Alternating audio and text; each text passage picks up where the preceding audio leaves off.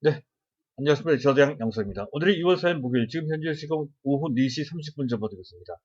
자, 오늘 하루 종일 우리 증시는 상당히 답답한 흐름, 자, 그것을 넘어서 약간은 기분 나쁜 그런 약세가 만들어졌다는 건데요. 자, 이렇게 될 만큼의 어떤 특별히 새로운 악재가 돌출된 것은 아니죠. 주변의 나스닥 선물이나 또는 일본 증시가 좀 약했긴 했지만, 우리 증시에 큰 악재로 작용된 것은 아니라고 볼 수 있습니다. 그렇다고 한다면 우리 코스피가 42포인트 퍼센티지로 마이너스 1.3%나 될 정도로 약하게 만든 그 원인은 외부가 아닌 내부에 있다는 것인데요. 자, 이 문제는 그 전부터 계속 말씀드렸던 그 문제입니다. 바로 공매도 재개와 관련된 불확실성 때문이었다는 건데, 자, 그래도 일말의 기대가 좀 있었죠.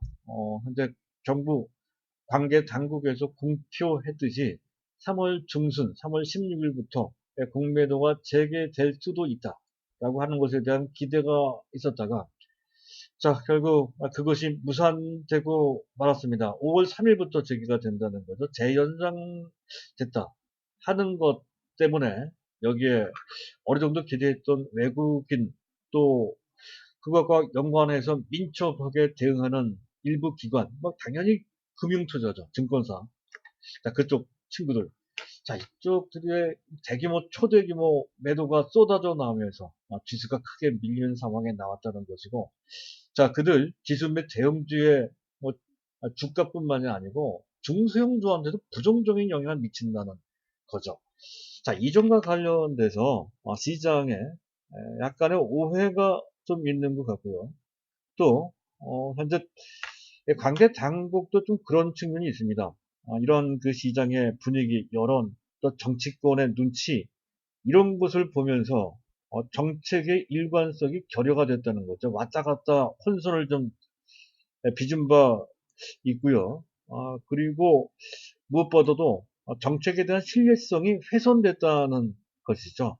그래서 더욱더 현재 그 외국인들의 물량 부담을 안게 됐다는 건데요. 만약에 그 당초 공표됐던 대로 결정이 됐었으면 외국인 또는 기관들의 태도가 좀 바뀌었을 것 같습니다. 그렇게 됐을 때에는 시장 왜곡 현상이 상당히 완화되거나 정상화되면서 최소한 외국인들의 매도가 크지 않거나 잘하면 현재 순매수가 나올 수도 있었던 상황이고, 만약에 그렇게 됐을 때는 지수가 어느 정도 올라가고요. 그에 따라 시장 분위기도 좋아졌겠죠. 자, 결과는 정반대로 나왔습니다. 그 점 상당히 안타깝고요. 어떤 측면에서 봤을 때 좀 답답하죠. 약간 화가 나기도 합니다. 결론적으로 말씀드리면 현재 공매도 재개는 반드시 필요합니다. 시장 전체 상당히 긍정적인 영향을 미친다는 건데, 이 부분을 시장에서는 일반 개인들은 조금은 오해를 하시는 부분이 좀 있는 것 같습니다. 자, 그 점에 관련돼서는 좀 뒤에서 다시 한번 말씀드리도록 하고요. 오늘 저 준비한 내용은 일단 상황이 어떻든 간에 우리가 반드시 짚고 넘어가야 될 글로벌 핫 이슈가 있습니다. 간단하게 짚어보도록 하고요. 자, 두 번째, 주요 종목의 개별 이슈가 있는데 오늘 현대차, 네이버 말씀드릴 건데 가장 중요한 것은 삼성전자죠. 삼성전자의 픽셀 LED 상표 등록이라는 이슈가 좀 있는데요. 이게 사실은 작은 뉴스인데 가만히 뜯어보면 거기에 상당히 중대한 의미가 깔려 있다는 건데요. 어떤 측면에서 봤을 때는 전율스럽다는 표현이 가능할 정도로 상당히 의미가 있다는 그런 내용이 되겠습니다. 그리고 세 번째, 공매도 문제, 뭐 자주 제가 언급했던 문제인데요. 다시 한번 정리를 좀 해보도록 하고, 오늘 꼭 말씀드리고 싶은 내용은 주요 종목에 대한 공매도 잔고 현황을 좀 알아두실 필요가 있다는 거죠. 거기에 매우 중대한 특징이 있고요. 우리 종목과 어떤 상관관계가 있는지를 알아두시는 것이 투자를 하시는데 상당히 도움이 되실 것 같아서 그 내용을 준비를 했습니다. 자, 일단 순서를 밟아서 말씀을 드릴 텐데 그 전에 간단하게 안내 말씀을 드릴 겁니다. 제가 말씀드리고 있는 내용과 관련해서 또 어떤 특정 종목이나 시장 전략과 관련된 문의사항이 있으신 분들은 현재 보고 계신 화면의 우상단에 문의사항 연락처 010-2410-0553이 나가고 있죠. 이쪽으로 연락을 주시면 되겠습니다. 자, 순서에 맞춰서 자, 이슈부터 점검을 할 건데요. 일단 미국 경기가 나쁘지 않아요. 회복되는 구체적인 지표상의 시그널이 여기저기서 나타나고 있다는 건데 종합적입니다. 각계 주요 기업들의 실적이 우호적이고요. 또 유가도 연일 사상은 아니고요. 1년 내 최고치를 갱신하고 있는 그런 모습이고요. 또 고용도 좋아요. ADP 민간 고용 수치가 의외로 좋았습니다. 또 월초에 항상 월초에 발표되는 ISM 공급관리자협회입니다. 제조업 PMI 지수가 괜찮아요. 그래서 전반적으로 현재 락다운 때문에 다소 분위기는 침체돼 있으나 실물 경제 상황이 그렇게까지 나쁘진 않다. 분명히 알 수가 있고요. 두 번째, 자, 미국의 주요 지수 중에 필라델피아 반도체 지수가 있습니다. 간밤에 미국 증시 전반적인 흐름과는 달리 그 반도체 지수가 무려 2% 넘게 급락을 했습니다. 이것 때문에 혹시 삼성전자에 대한 악재가 된 것이 아니냐 하는 그런 시각도 있는데요. 그렇지 않다는 것이죠. 그동안 이 반도체 지수가 지난 3개월, 특히 지난 4분기 때부터 1월달까지 거의 35.8%나 급등을 했습니다. 그 정도이니 현재 어느 정도 기술적인 조정을 받는 것은 필요하기도 하고 당연하기도 한 것이 되겠죠. 그래서 이 부분은 큰 문제가 되는 것은 아니다. 그렇게 보시면 될 수 있겠고요. 삼성전자가 그 영향을 받은 것이다. 그렇게 볼 수가 없다는 뜻이 되겠습니다. 자, 그리고 중요한 종목은 알파벳의 실적인데요. 지난 4분기의 영업이익이 실적이 상당히 좋았어요. 어닝 서프라이즈입니다. 일단 매출은 509억 달러. 거의 삼성전자랑 비슷한 정도 수준이네요. 55조 정도 된다는 거죠. 자, 그리고 그 작년 동기 대비 23%. 그리고 순이익이 152.3억 불.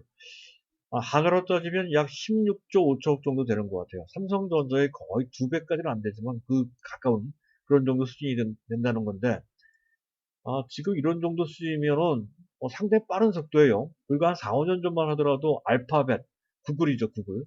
구글의 외형 및 특히 실적 부분에 있어서는 삼성전자보다 못했던 건데, 외형은 비슷해졌지만 실적은 삼성전자 거의 2배 정도 수준까지 치솟아 올라가는 것을 볼 수가 있다는 것을 하나 기억해 두시고요.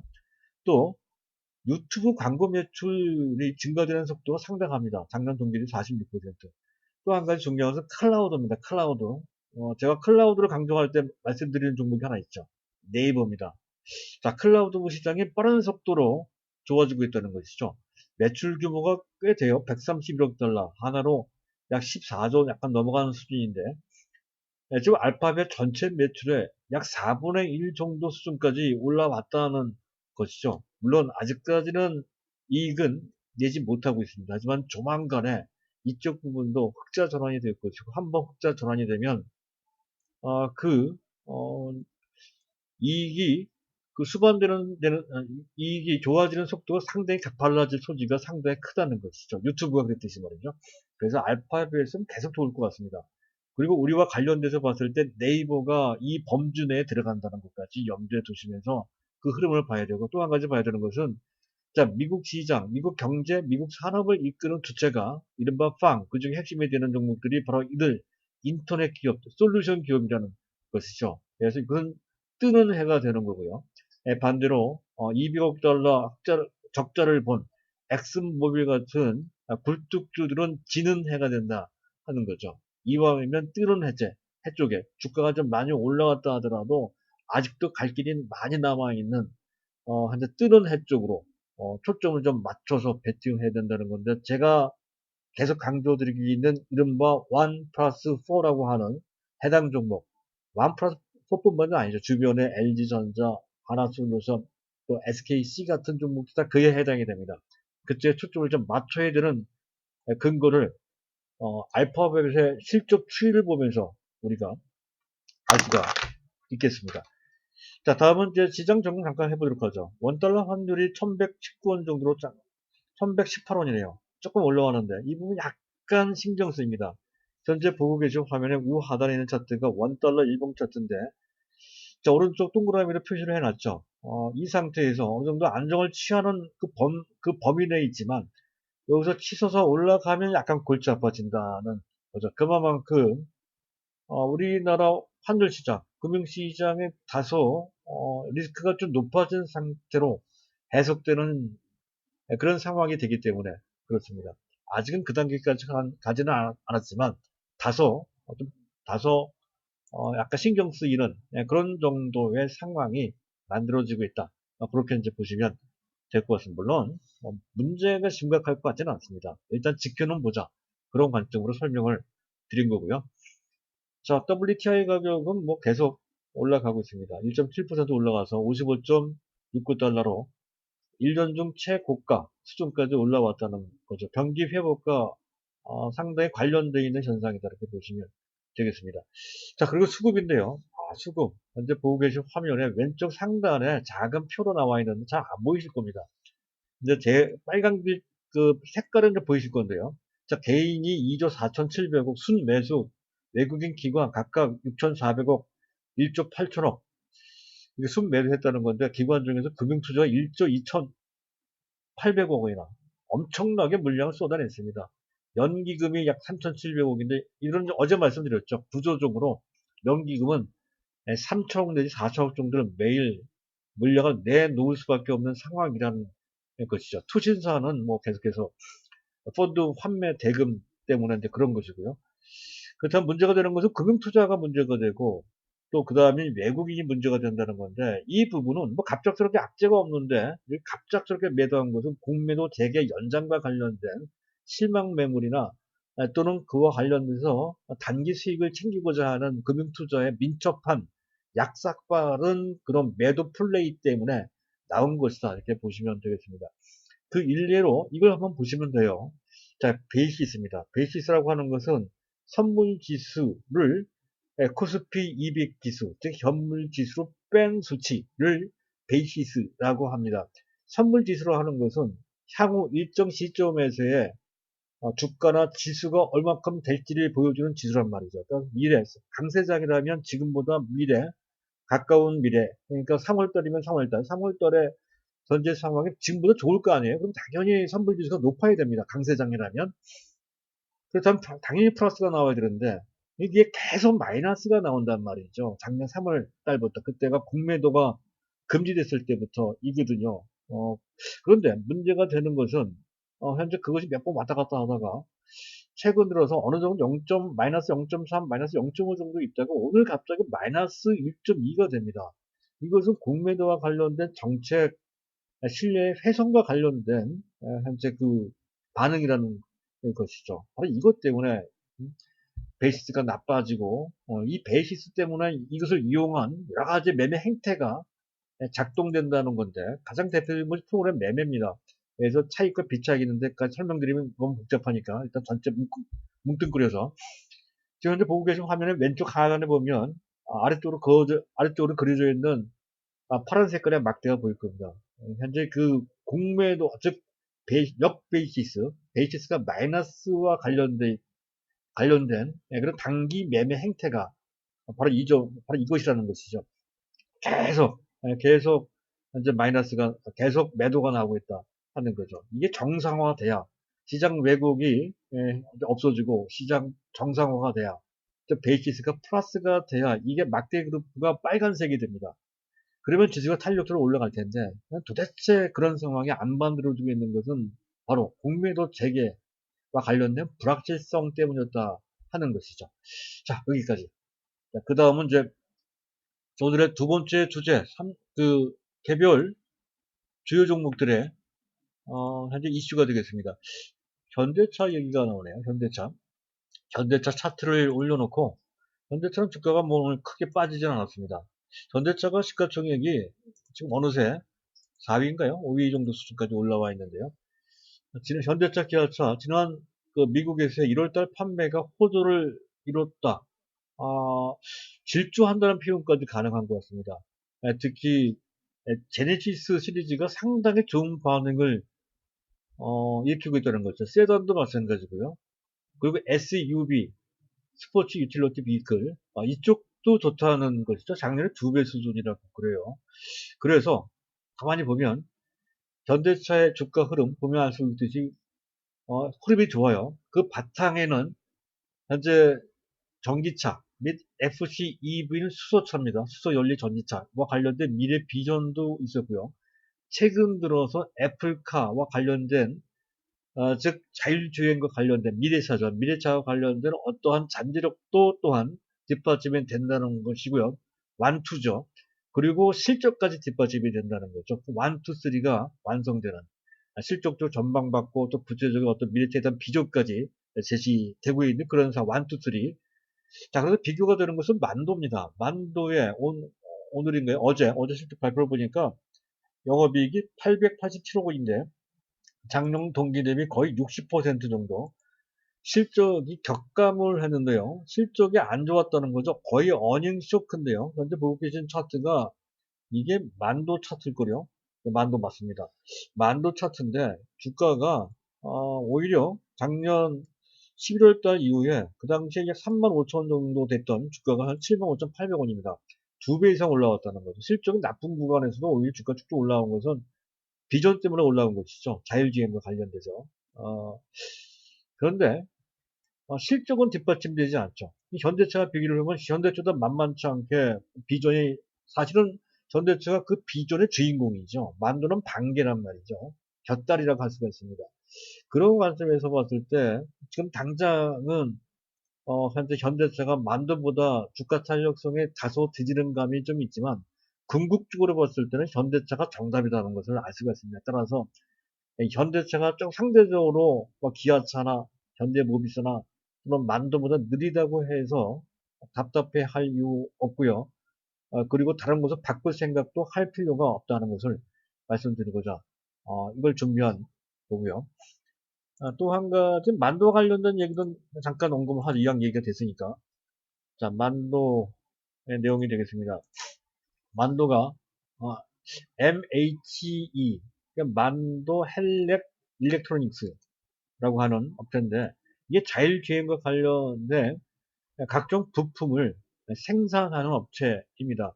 그래서 그쪽 라인업을 그쪽 그 독일계 지분을 완전히 인수했다는 소식인데 이렇게 됨에 따라서 자율주행과 관련된 부품 라인업을 완성했다는 건데 부품이에요. 부품 자율주행과 관련된 솔루션 전체가 아닙니다. 솔루션 전체 시스템 전체를 아우르는 주체는 현대차라는 것이죠. 그래서 만도도 나쁘지 않지만 궁극적으로 현대차라는 것을 이 점에서도 알 수 있고 또 만도와 비교되는 업체는 현대 모비스가 되겠습니다. 자, 다음은 현재 네이버인데요. 네이버는 현대카드하고 네이버 카드를 같이 출시를 한다고 하죠. 여기에도 중요한 의미가 있어요. 온라인 쇼핑이 그렇지 않아도 커지고 있는 터에 또 현재 핀테크를 한단 말이죠. 핀테크와 연결시켜서 그것을 이체화하는 그 그림을 그리고 있다는 거죠. 구체화되고 있다는 것이고.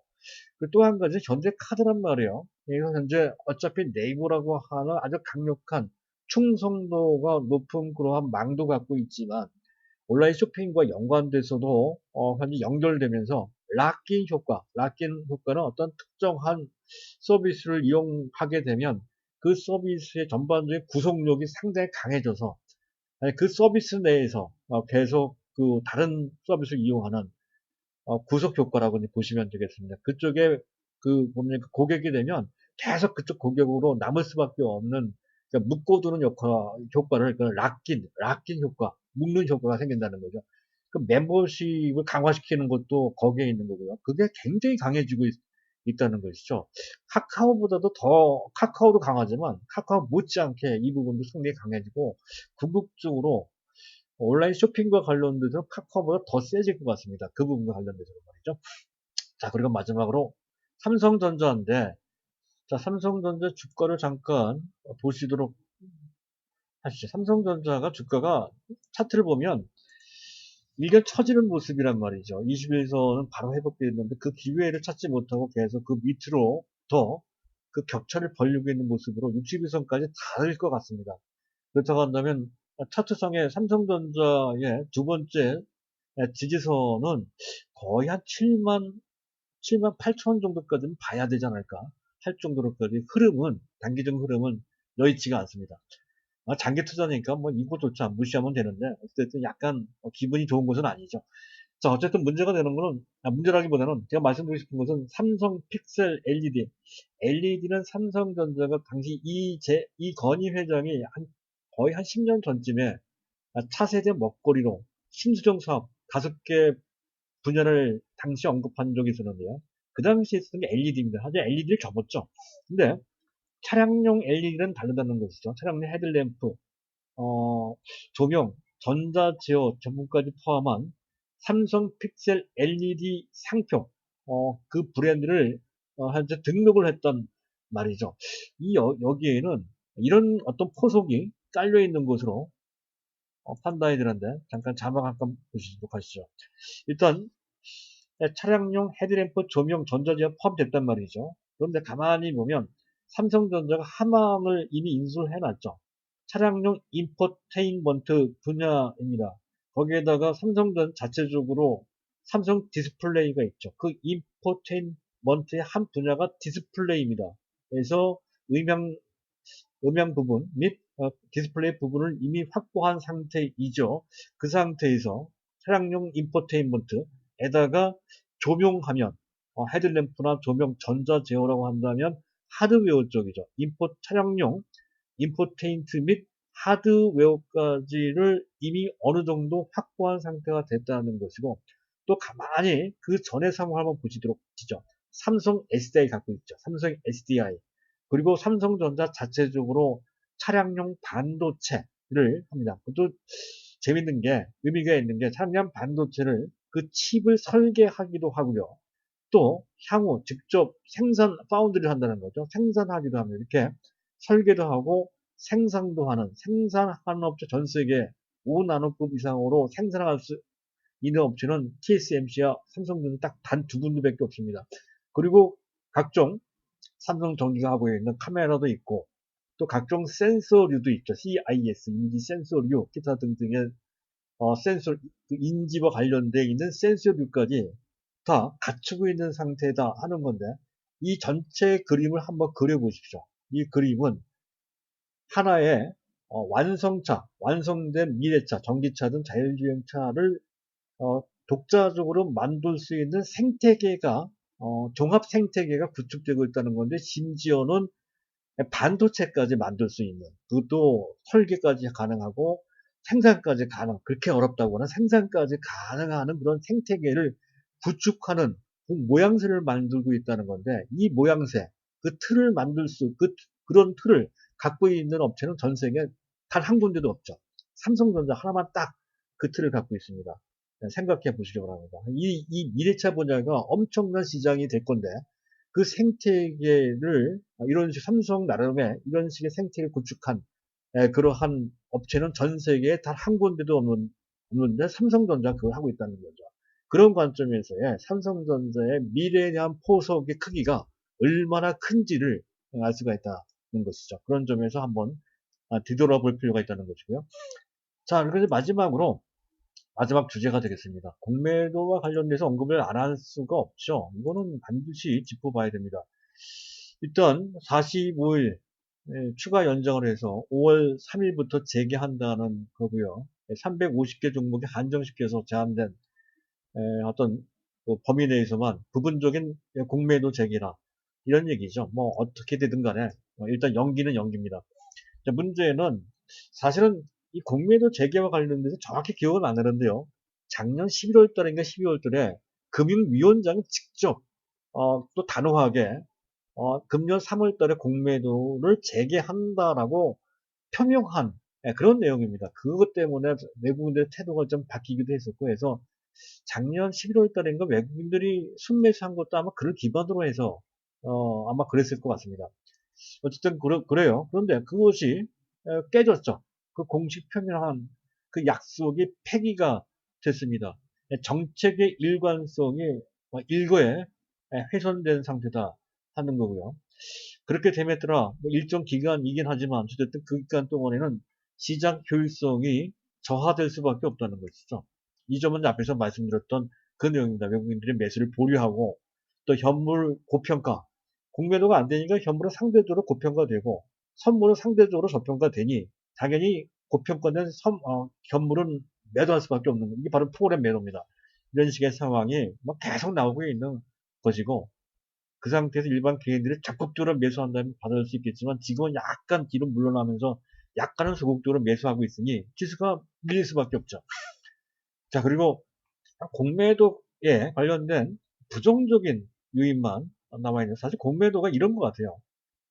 주식을 안 갖고 있는데 주식을 먼저 매도를 하고 주식가 내려가는 쪽에다 주가가 내려가는 쪽에다 베팅한다라고 하는 그 개념 때문에 그래서 잘못 알려진 것 같습니다. 그럼 부분적으로 또 한시적으로 그러한 부정적인 그 요인도 있지만 전체적으로 봤을 때 긍정적인 요인이 훨씬 더 큽니다.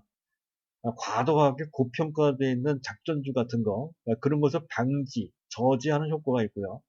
또 요새 해칭 수단이 되기 때문에 외국인들 또 특정 기관들이 이 시장 매수를 할 수 있는 유인 효과, 그것도 규모가 상당히 큽니다.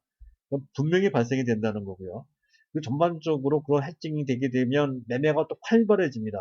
그리고 또 이렇게 흘러가다 보면 너무 고평가된 건 가지가 처지고 해서 적정한 주가가 찾아지는 적정한 주가를 향해서 진행되고 수렴되는 쪽으로 가는 것을 가격 발견 기능이라고 합니다. 적절한 가격으로 진행되는 가격 발견 기능까지 있다라고 했을 때 그 기능은 긍정적인 요인은 상당히 중요하죠. 근데 이게 완전히 깡그리는 아니지만 어찌됐든 무시됐다는 것에서 특히 외국인들이 그렇게 부정적인 반응을 보였다는 건데 자 그거는 뭐 그렇다 치고 중요한 건 이것을 꼭 말씀을 드리고 싶은 내용인데요. 주요 종목에 대한 전제 공매도 잔고 공매도 완전히 금지된 건 아니죠. 증권사 공매가 가능하고 또 잔고도 남아 있습니다. 지금 셀트리온이 가장 커요. 그 잔고가 2조 1,400억 정도 된다는 건데 그리고 호텔 신라가 있고 LG 디스플레이고 넷마블 삼성바이오로직스 네이버 현대차 LG화학 삼성전자 등이 있는데요. 주요 종목 중에서 가만히 보면 현재 공매도 잔고가 좀 높은 종목들을 보면 PER이 높거나 하는 종목들이 현재 그들 종목입니다. 셀트리온도 그렇고 호텔 신라도 PER이 높죠. LGD는 PER이 높은 것은 아닌데 성장성에 좀 문제가 있죠. 넷마블도 PER이 좀 높습니다. 그런데 무조건 PER이 높다고 해서 퍼가 높다고 해서 공매도 대상이 되는 건 아니죠. 삼성바이오로직스가 PER이 우리나라 주요 기업 중에서 가장 높습니다. 거의 180배나 되거든요. 자, 그런데도 불구하고 공매도 잔고 높지 않고 시가총액 비중으로 봤을 때 0.58% 정도밖에 안 됩니다. 셀트리온 같은 경우 4.83%인데 나중에 공매도가 재개되면 이거보다 거의 2배가 될 겁니다. 셀트리온뿐만이 아니고 호텔신라, LG, 디스플레이 다 마찬가지인데요. 어쨌든 가장 높아요. 현재 시점에서도 4.83%란 말이죠. 그것과 비교해 봤을 때 삼성바이오로스는 셀트리온보다 PER이 훨씬 더 거의 2배, 3배 가까울 정도로 훨씬 높은데도 불구하고 공매도 잔고가 높지 않다라고 한 공매도 시점 비중이 높지 않다는 얘기는 PER이 높긴 하지만 장래 그것이 3년 후든 10년 후든 미래 성장성에 대한 불안감이 적고 상당히 신뢰할 수 있다. 더 많이 올라갈 수 있다라고 하는 믿음을 가질 수가 있기 때문에 그런 것이죠. 반면에 셀트리온 같은 경우에는 실적원적으로나 향후 3년 후 내지 5년 후에 현재 경쟁력을 계속 유지할지 여부가 불투명하니 현재 주가가 좀 부담된다라는 측면이 있어서 셀트리온에 대한 장부가 많이 남아있다라고 해석이 될 수 있는 그런 장면이 되고요. 비슷한 관점으로 호텔신라 약간 높습니다. LG 디스플레이는 실적과 관련돼서 괜찮은데 특히 그 디스플레이 패널 같은 경우에는 성장성이 없고 중국과 경쟁했을 때 우월한 점이 별로 없습니다. 그래서 실적 좋다 하더라도 이것은 공매도 대상에 될 소지가 상당히 높은 것이죠. 그런 관점으로 보실 수가 있는 그 외에 우리 종목들 보세요. 삼성전자도 있긴 있는데 시가총액에 비해서 공매도 잔고가 공매도 비중이 0.06%입니다. 그리고 LG화학도 PER이 높긴 하지만 0.24%밖에 안 되고 네이버도 0.19% 정도밖에 안 됩니다. 현대차도 최근에 많이 올라왔지만 그래봐야 0.39% 정도밖에 안 된다는 거죠. 제가 말씀드렸던 1 플러스 4에 해당되는 종목이 다 있습니다. 다 있는데 다 1% 이하죠. 제가 선정해 드린 종목이 바로 이런 류의 종목인 것이죠. 즉 우리 종목, 제가 말씀드리는 종목은 공매도에 신경 쓸 필요가 전혀 없죠. 셀트리온의 서정진 회장이 왜 공매도에 신경 쓰는지 모르겠습니다. 공매도 하든 말든 내가 잘해서 내가 실적으로 보여주고 해서 주가가 실적이 주가로 반영될 텐데 시간이 좀 걸리더라도 그런 식으로 해서 주가가 실적에 의해서 주가가 형성되면 공매도로 다 이길 수가 있거든요. 그런 자신감이 있으면 공매도 신경 쓸 필요 전혀 없죠. 바로 그런 겁니다. 우리 종목들은 공매도 관계없이 자신이 있다는 얘기가 되는 거죠. 따라서 공매도 세력들도 함부로 아무리 삼성전자 PER이 20배인데도 불구하고 삼성전자를 PER이 높다고 해서 공매도를 걸 수 없고 LG화학도 마찬가지고 현대차도 마찬가지고 네이버도 마찬가지고 삼성바이오로직스도 마찬가지입니다. 공매도 신경 쓰지 마시고요. 다만 우리가 신경 쓸 것은 정부나 관계 당국에서는 이미 얘기된 것이 있다고 한다면 그것을 왔다 갔다 눈치 보지 말고 그 약속대로 그러한 정책을 수행하는 것이 좋다. 그런 식으로 진행되는 것을 희원을 해야 되고요. 그리고 어느 정도 그렇게 하는데 일조할 수 있으면 그런 쪽으로 이렇게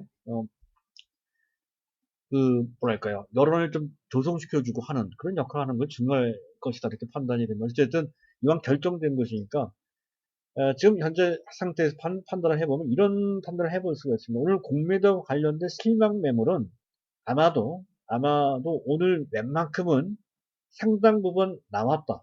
그렇게 볼 수 있습니다.